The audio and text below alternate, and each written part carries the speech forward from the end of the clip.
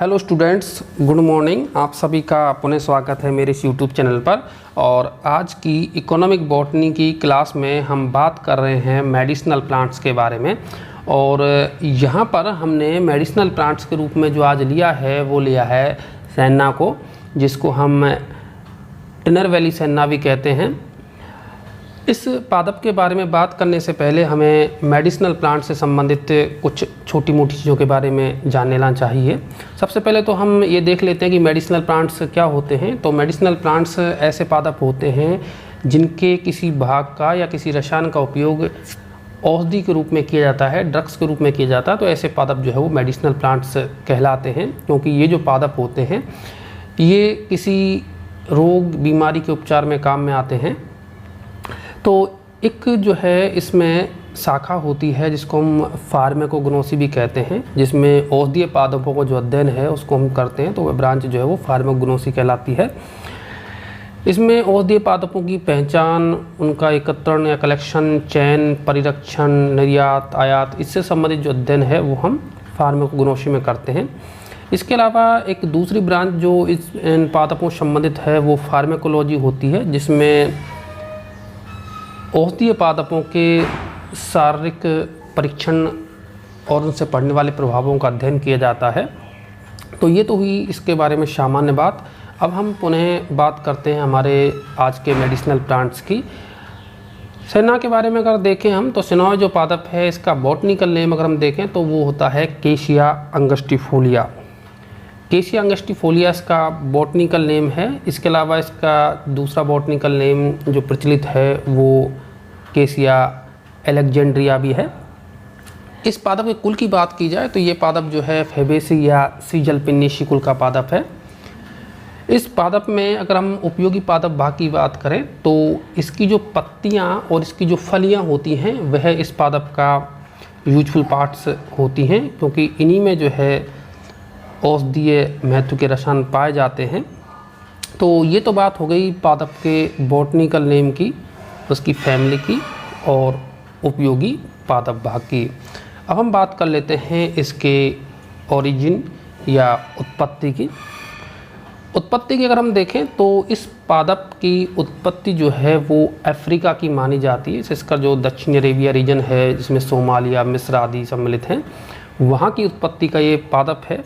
और शुरुआती तौर पर ये वहीं पर कृषित किया जाता रहा है और इसका जो औषधीय महत्व है वो वहाँ ज्ञात है और इसको औषधि के रूप में इस्तेमाल किया जाता है। उसके पश्चात यह है एशिया में कृषित किया जाने लगा। विशेषकर अगर भारत में देखें तो आज जो है ये भारत में एक प्रमुख औषधीय पादप के रूप में उगाया जाता है और भारत इसका विश्व में सबसे बड़ा निर्यातक देश है। भारत में भी अगर हम देखें तो यह तमिलनाडु, कर्नाटक, जो साउथ इंडिया के जो स्टेट हैं तमिलनाडु, कर्नाटक, वहाँ पर कृषित किया जाता है। जैसा कि आपको पहले बताया कि इसको टिनर वैली सैन्ना भी कहा जाता है, तो वो इसीलिए कहा जाता है कि जो तिरुनेलवेली जो साउथ इंडिया का शहर है वहाँ पर इसका व्यापारिक उत्पादन होता है, तो इसीलिए इसको हम टिनर वैली सैन्ना भी कहते हैं। तो ये तो बात हो गई इसके उत्पत्ति और वितरण की। अब हम बात करेंगे पादप के बॉटनिकल कैरेक्टर्स की या वानस्पतिक लक्षण की। तो पादप की अगर हम बात करें तो इसको हम इसके देखिए आप किस तरीके से इसका प्लांट होता है। तो इसका जो पादप है सैन्ना का वो बहुवर्षीय शाखित पादप होता है। आप देख सकते हैं किस तरीके से ब्रांच्ड पादप है। इसकी अगर हम ऊंचाई की बात करें तो ऊंचाई जो है यह इसकी लगभग 1 से लेकर के 1.5 मीटर तक होती है। झाड़ीनुमा यह छोटा शाखित पादप होता है हम कह सकते हैं। इसकी अगर हम पत्तियों को देखें तो आप देख सकते हैं कि जो पत्तियां होती हैं इसकी वो कंपाउंड लीफ इसमें पाई जाती हैं, संयुक्त पत्तियां इसमें होती हैं। और यह पत्तियां जो होती हैं वो आप डायग्राम में भी देख सकते हैं किस तरीके से कि संयुक्त पत्तियां हैं और यह पत्तियां संपिच्छकी होती हैं और इनके जो पर्णाधार होते हैं वो फूले हुए पाए जाते हैं, जैसा कि आप डायग्राम में देख सकते हैं। पत्तियों का अगर हम पर्णफलक देखें तो ये पर्णफलक आप देख सकते हैं कि ये जो है कहीं से भी कटा फटा हुआ नहीं है, अर्थात इसमें जो पर्णफलक होगा वो इंटायर या अछिन्न कोर होता है। और पर्णशीर्ष जो है इसका वो देख सकते हैं आप नुकीला होता है, जिसे हम निशिताग्र या एक्यूट कहते हैं। इसकी जो अगर दोनों ही सतहों की बात की जाए तो ये सतह जो होती हैं वो थोड़ी सी हेयरी होती हैं, अर्थात रोम इन पर पाए जाते हैं। और साथ ही साथ ये जो पत्तियां होती हैं आप देख सकते हैं कि काफ़ी जो है ब्रांचिंग पर जो है लगी रहती हैं। इस तरीके से कह सकते हैं कि घना वृक्ष होता है ये। आप दूसरे चित्र के साथ समझ सकते हैं इन पत्तियों को। देखिए ये जो चित्र है ये भी सेना का ही है। हम बात करें इसके पुष्पों की तो आप पुष्पों को देख सकते हैं कि पुष्प जो है इसमें बड़े आकर्षक पीले रंग के बड़े पुष्प लगते हैं, जो कि इसमें जो पुष्पों का जो क्रम पाया जाएगा वो असीमाक्षी क्रम पाया जाता है। पीले रंग के इसमें पुष्प पाए जाते हैं। और इसके फल की बात की जाए तो आप को जैसा ही पता है कि फल जो है इसमें लेग्यूम होता है, जिसको हम फली भी कहते हैं। आप देख सकते हैं कि इसमें लेग्यूम जो फल है वो पाया जाता है। देखिए आपको ये फलियाँ यहाँ दिखाई दे रही हैं इस पादप में, और पीले रंग के जो पुष्प हैं वो देखे जा सकते हैं। तो कहने का मतलब ये है कि इस पादप की जो फलियाँ हैं और साथ ही साथ जो पत्तियाँ हैं ये दोनों ही औषधीय महत्व के होते हैं। बॉटनिकल कैरेक्टर्स के बाद में अब हम बात कर लेते हैं इस पादप के कल्टीवेशन की। कल्टीवेशन या कृषि की अगर देखें तो इसकी जो कृषि है वो विशेषकर शुष्क जो क्षेत्र हैं उसमें की जाती है। वर्ल्ड के जो तमाम जो सेमी इरिगेटेड क्षेत्र हैं, अर्धसिंचित क्षेत्र और साथ ही साथ जो शुष्क क्षेत्र हैं जैसे अफ्रीका में, भारत में, इन सभी देशों में इसकी कृषि की जाती है। और इसका जो इसको एकल भी बोया जा सकता है। कई बार इसको जो है अन्य फसलों के साथ जैसे चना है, तिल है, कपास है, मिर्च है, इनके साथ भी जो है बोया जा सकता है। अर्थात कह सकते हैं कि इसको अकेले भी या मिश्रित फसल के रूप में हम बो सकते हैं। और इसकी जो बुवाई का कार्य है वो किया जाता है फरवरी मार्च के महीने में इसको बोया जाता है।